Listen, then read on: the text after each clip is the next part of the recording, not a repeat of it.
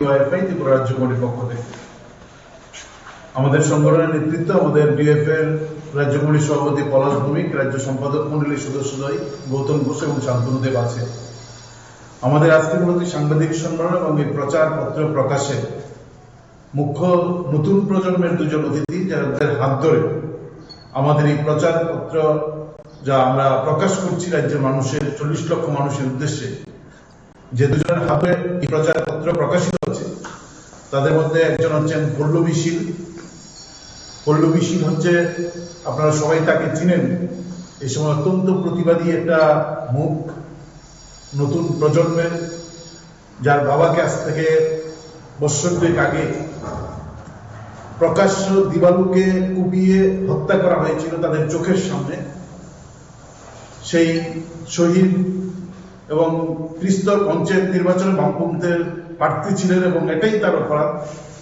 10,323-এর চাকরিচ্যুত শিক্ষক সেই শহীদ বাদল শীলের কন্যা পল্লবী শীল, এবং আমাদের মধ্যে উপস্থিত আছেন এসএফআই এর কেন্দ্রীয় কমিটির অন্যতম সদস্য এবং আমাদের রাজ্যের সবচেয়ে কম বয়সে 2021 সালের পুর নির্বাচনের আগরতলা পুর নিগমের 26 নং ওয়ার্ডের বামফ্রন্টের প্রার্থী ছিলেন, প্রতিদ্বন্দ্বী ছিলেন, এবং এই অপরাধে তাকে তার গোটা পরিবারকে অসম্ভব আক্রমণের মুখোমুখি হতে হয়েছে এবং তার বাবাকে রক্তাক্ত হতে হয়েছে।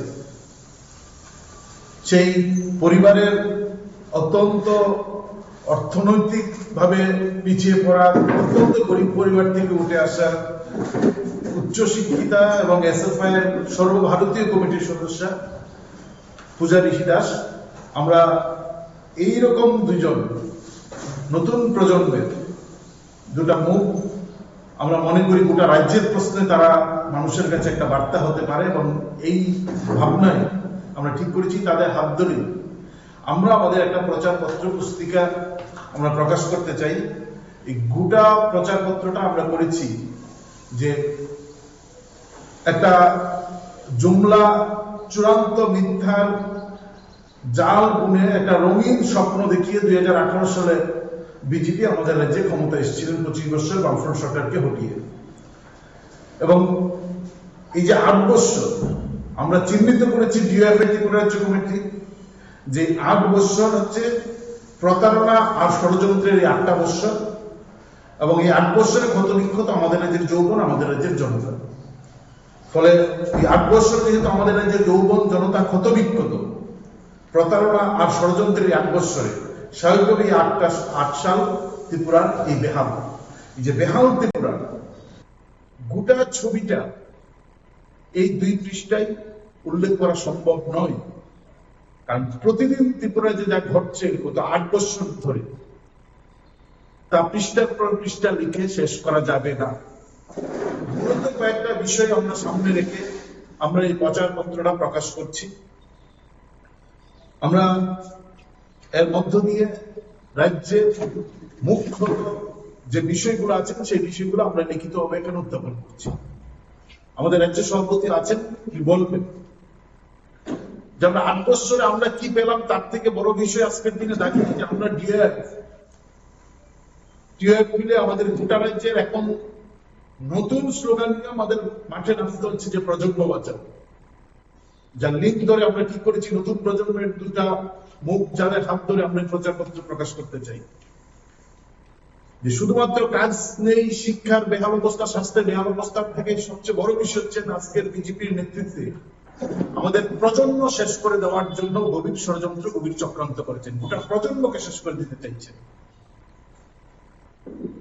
এই কাজটা শুরু হয়েছে আজকের দিনে মানিক শাহর সময় থেকে না। মানিক শাহ যখন আমাদের রাজ্যের বিজেপি দলের সভাপতি, বিপ্লব গুপ্ত যখন 2018 সালের মার্চ মাসের 8 তারিখ শপথ গ্রহণ করেছিলেন, সেদিন থেকে এই কাজটা শুরু হয়েছিল। এবং সবচেয়ে ভয়ঙ্করতম বিষয় হচ্ছে যে পরিকল্পিতভাবে আমাদের রাজ্যের মানবিকতা এবং মনুষ্যত্বকে হত্যা করার মধ্য দিয়ে বিজেপি আমাদের রাজ্যে পথ চলা শুরু করেছিল। শুধুমাত্র বামপন্থীদের উপর আক্রমণ করা, লাল পতাকার অফিস পুড়িয়ে দেওয়া, মিছিল করতে না দেওয়া, বামপন্থীদের বাড়িঘর লুটপাট করা, ডিএফআই নেতা কর্মীদের আক্রমণ করার মধ্য দিয়ে শেষ হয়নি। আমাদের রাজ্যের মন্ডল রাজ কায়েম করতে গেলে জঙ্গলের রাজ কায়েম করতে গেলে তারা জানেন মানবিকতাকে হত্যা করতে হবে। আক্রমণটা আমাদের উপর শেষ হয়নি, রক্তদান শিবিরে আক্রমণ, রক্তদাতা যারা রক্তদান শিবিরে আসেন তাদের উপর আক্রমণ। একটা পাড়াতে, একটা এলাকাতে যে মানুষের যে সামাজিক সম্পর্ক, এলাকায় একজন বিশিষ্ট মানুষ যারা অভিভাবকদের ভূমিকা পালন করতেন, এই সামাজিক সম্পর্ক গুলাকে অত্যন্ত জবাবে সমস্ত সামাজিক সম্পর্ক গুলা বিনষ্ট করে দেওয়া হয়েছে। প্রতিটা সমাজকে, প্রতিটা পাড়াকে, প্রতিটা এলাকাকে অভিভাবকহীন করে দেওয়া হয়েছে। আর একদিকে এই সামাজিক সম্পর্কগুলো বিনষ্ট করে অভিভাবকহীন সমাজ তৈরি করে দিয়ে মনুষ্যত্বকে হত্যা করে মানবিকতার বুকের পাথর রেখে আমরা দেখেছি আমাদের রাজ্যের জঙ্গল রাজ কায়েম করেছেন, যার নেতৃত্ব দিচ্ছেন মন্ডল রাজ। এই মন্ডল রাজের নেতৃত্বে আমরা দেখছি আমাদের রাজ্যের এখন রাজ্যের বেশিরভাগ জায়গায় রক্তদান শিবির করা যায় না, কারণ বিজেপির সন্ত্রাস। রাজ্যের প্রতিটা হাসপাতাল রক্ত সংকটে ভুগছেন, প্রতিটা IgM blood bank, IgM GB blood bank থেকে শুরু করে টিএমসি ব্লাড ব্যাংক থেকে শুরু করে আপনি যেখানে যান রাজ্যের সমস্ত ব্লাড ব্যাংক প্রতিদিন রক্ত শূন্যতায় ভুগছে।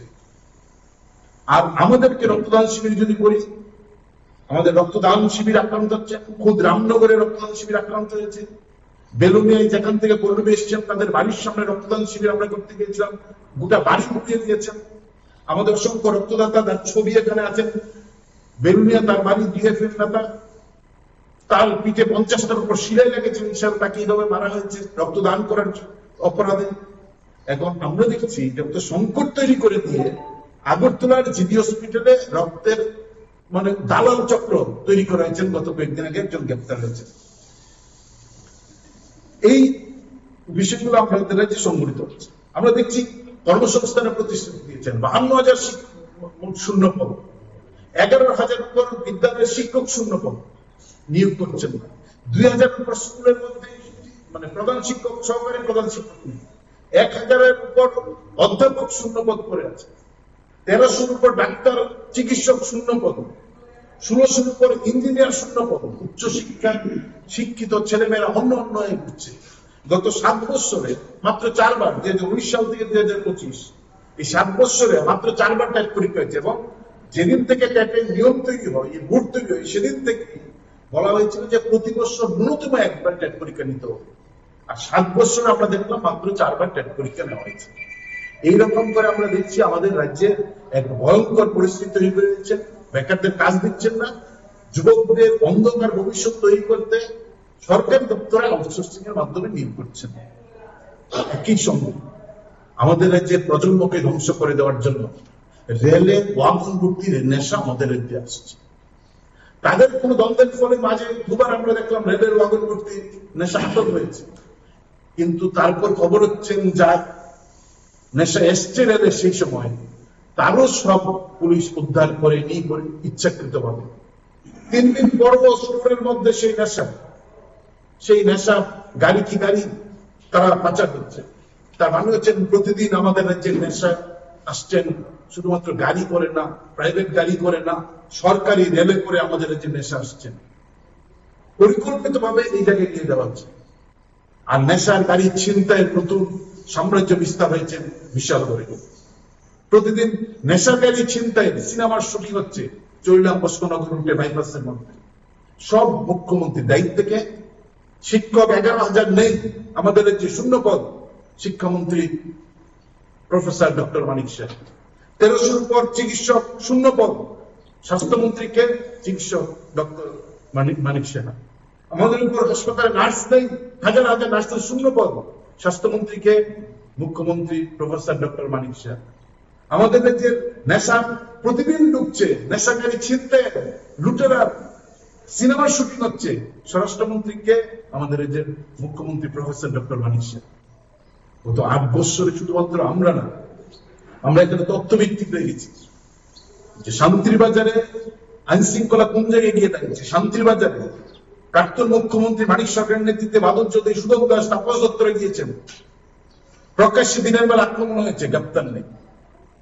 জিতেন চৌধুরী নির্বাচনী প্রচারে প্রকাশ্যে তাকে খুন করার চেষ্টা হয়েছে, গ্রেপ্তার নেই। আমাদের এমন কোন প্রাক্তন মন্ত্রী, এমন কোন নেতা নেই যারা আক্রান্ত হননি প্রকাশ্যে। একজনও গ্রেপ্তার এখন পর্যন্ত নেই।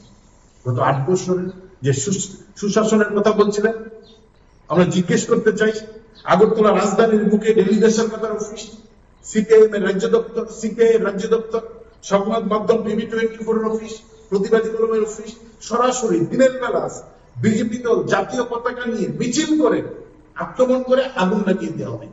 একজন গ্রেপ্তার হয়েছে? আমরা বলছি না। ভুটানে হচ্ছে জঙ্গলের রাজত্ব কায়েম করেছেন, নেতৃত্ব দিচ্ছেন মন্ডল রাজ।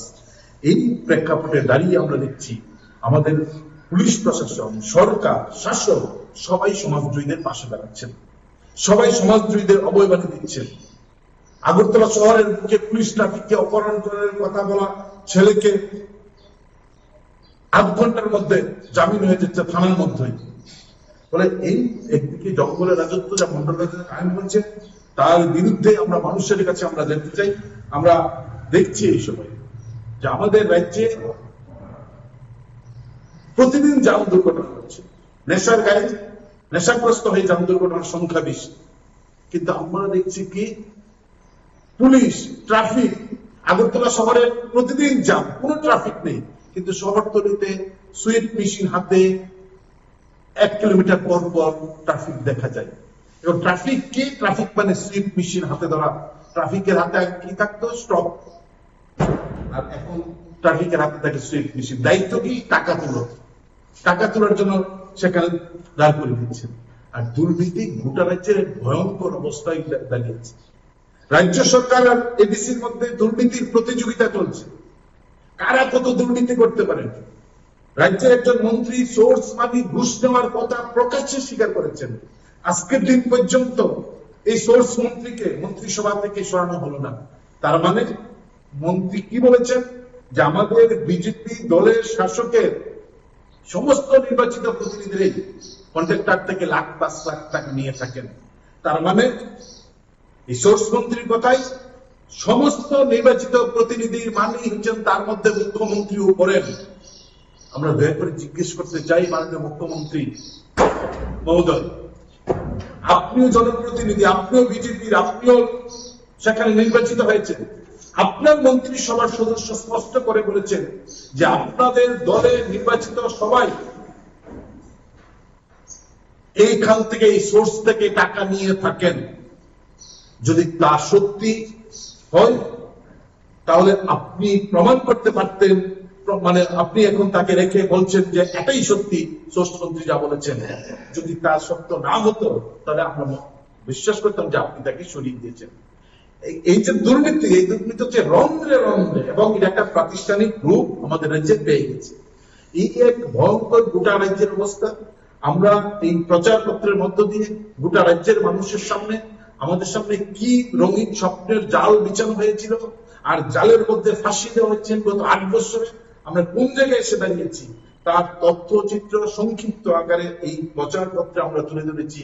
গোটা রাজ্যের ভয়ঙ্কর পরিস্থিতির কথা নিয়ে আমরা এই 8 বছর যে কালো দিন গুলা চলছে আমাদের রাজ্যে, প্রতিটা দিন যেন একটা অন্ধকারময় দিন আমাদের সামনে আসছে, সেই কথাগুলা এই লিফটের মধ্য দিয়ে আমরা প্রতিটা মানুষের কাছে নিয়ে যাব এবং সেই প্রকাশ আমরা করলাম। এবং সেভাবে আমরা মানুষের কাছে সমস্ত বিষয় তুলে ধরবো। বিজেপির মুখে যে মুখোশটা আমরা খুলে দিতেই এই প্রচারপত্র আমরা প্রকাশ করেছি। আমাদের রাজ্য সভাপতি আপনাদের সাথে 8ই মার্চ বিজেপি সরকারের 8 বছর পূর্ণ হয়েছে। দ্বিতীয় বিজেপি সরকার শপথ গ্রহণ করেছিল 2023 সালের 8ই মার্চ। এই যে প্রথম এবং দ্বিতীয় বিজেপি সরকার মিলিয়ে 8 বছরের শাসন, আমরা ডিওয়াইফাই এই 8 বছরের শাসনকে চিহ্নিত করেছি 8 সাল ত্রিপুরা বেহাল। সংসদীয় গণতন্ত্রে সরকার পরিবর্তন এটা নতুন কোনো ঘটনা না। সংসদীয় গণতন্ত্রে মানুষ ভোটাধিকারের মধ্য দিয়ে সরকার পরিবর্তন করতে পারে।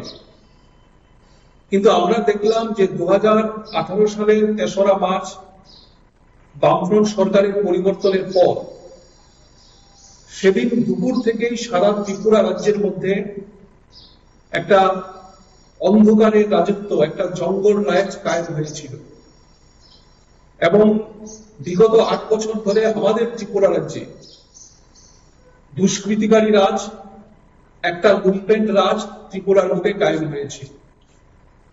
কয়েকদিন আগে বিজেপি দলের তরফ থেকে সাংবাদিক সম্মেলন করে বিগত 8 বছর ধরে তাদের উন্নয়নের একটা ফিরিস্তি তারা মানুষের সামনে তুলে ধরার চেষ্টা করেছে।